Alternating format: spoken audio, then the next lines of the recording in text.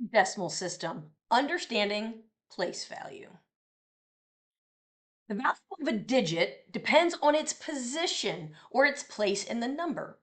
So the number 471 has a very different value than the number 714, even though they use the same digits, because the value of the digit depends on the place that it sits in the number.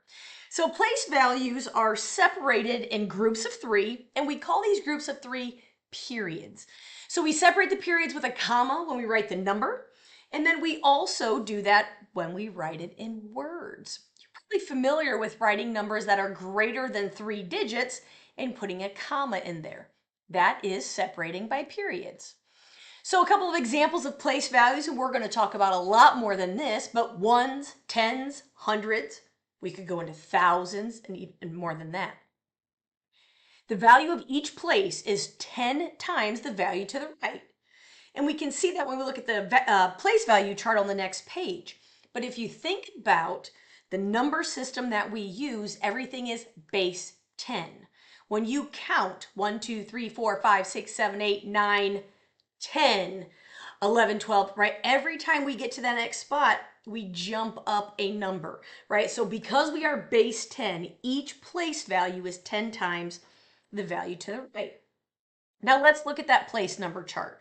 So you can see here, we have these longer vertical lines that separate the periods. So we have the ones. Those are in the ones, tens, hundreds.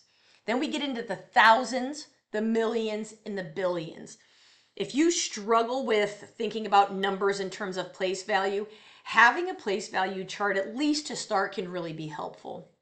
So when we look at the number 7,684,293, we can use this place value chart to talk about the place value of each digit. Now you'll notice the end of the number, the 3, starts in the ones, and then we fill in the chart going to our left. So you can see our number at the bottom there. And then let's talk about each digit. So 7, you can see, is under millions. So we have 7 million. That's a 7 with 6 0. That is the value of that number. The next number is 6, which is in the hundred thousands place. Therefore, that 6 represents 600,000. The 8 is in the 10,000s place, so it represents 80,000. 4 is in the thousands place, so it represents 4,000. And you'll notice in all of those numbers we have commas, right? Every 3 numbers we have a comma, separating by periods. The digit 2 is in the hundreds place. Its value is 200. 9 is in the tens place, therefore that 9 represents 90. And 3 is in the ones place, and therefore we just have 3. So that is how we can talk about place value and what those numbers represent. If we have the number 46,917,508, let's just use the table to help us find the digits of 9, 5, 4, and 8. Well, if we start with 9, we can see that 9 is in the hundred thousands place. Therefore, it represents 900,000. The digit 5 we can see is under the hundreds place. 4 is under 10 millions. And 8 is in the ones place.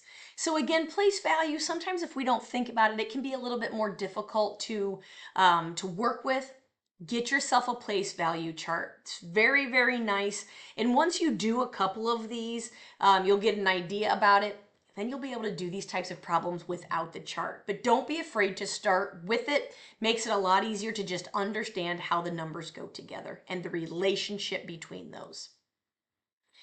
I'm going to try this one. So read the question, hit pause, try it, and then come back and watch. So we're going to use the number 1,960,347. Find the place value of the digits 6, 0, and 1. So hit pause, try that, and then come back. All right, so 6, as you can clearly see, is in the 10,000s place. So that 6 represents 60,000. The 0 is in the thousands place. So we have 0 thousands. And that digit of 1 is in the millions place. So we would have 1 million is the representation or the value of that particular 1. Now we can also use place value to name whole numbers. We're going to write the number in each period followed by the name of that period. So the millions, thousands, billions, whatever, that would be the name of each period. And we're going to use commas just like we did when we number them. So after each period, we would put a comma. And we're always going to start with the largest value when we read the number, which you might have noticed I've been doing that already. So if we have the number 7,684,293, we want to put this into words. So you'll notice the millions, after millions, we get to the thousands. So after the millions, we're going to have a comma because we're ending that period. Then we get to the thousands, we end that period, and then the ones. So you can see we're going to have 7 million, comma, 684. That's the three numbers in the thousands. So 684,000, comma, and then the last three numbers, 293. So you have each group of three followed by the name of the period. Okay, I want you to try this one. Write this number in words. So hit pause, try it, come back.